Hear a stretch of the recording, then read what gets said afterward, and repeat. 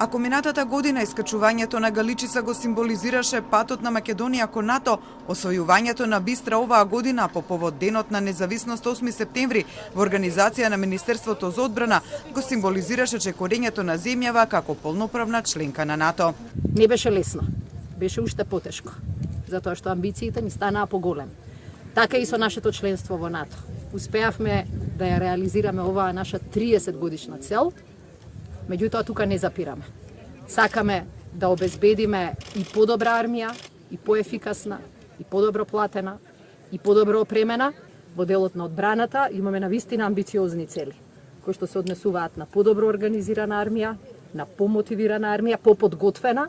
Дека не е лесно се уверија 200 вработени во Министерството за одбрана, војници, новинари, НАТО и ЕУ амбасадори, кои 10-километарската планинарска рута по планините на Бистра ја изодеа во колона по еден. На првата пауза стигнаа и честитките за Денот на независноста од сојузниците во Алијансата. I had the opportunity to participate in this hike last year, but this is the first time that I'm participating in which North Macedonia is a NATO ally, and I can honestly say we are NATO, we are a community, and we are coming together as we have done throughout this difficult year with all of the challenges that it's posed as a NATO family and celebrating together. Но освен честитки за празникот, од Бистра беше испратена и порака што е тоа што ја очекува следно земјава како членка на Алијансата. За прв пат, како што рече Шекеринска, од Алијансата како членка сме ги добиле НАТО способностите кои што ќе се очекуваат од земјава по неколку години, а кои ќе бидат репер како ќе се водат реформите.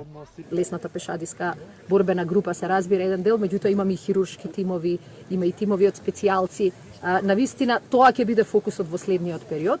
И вториот коментар, да, ние на хартија ќе го намалиме бројот на позиции во армијата, меѓутоа во суштина, како што кажавме и пред 2 години, сите постоечки војници, подофицери и офицери се не само сигурни, туку и ни се потребни. Шекеринска најави дека трансформацијата на армијата, но и реформите во Министерството за одбрана како дел од големиот пакет нема да бидат реформи на хартија, туку во реален живот.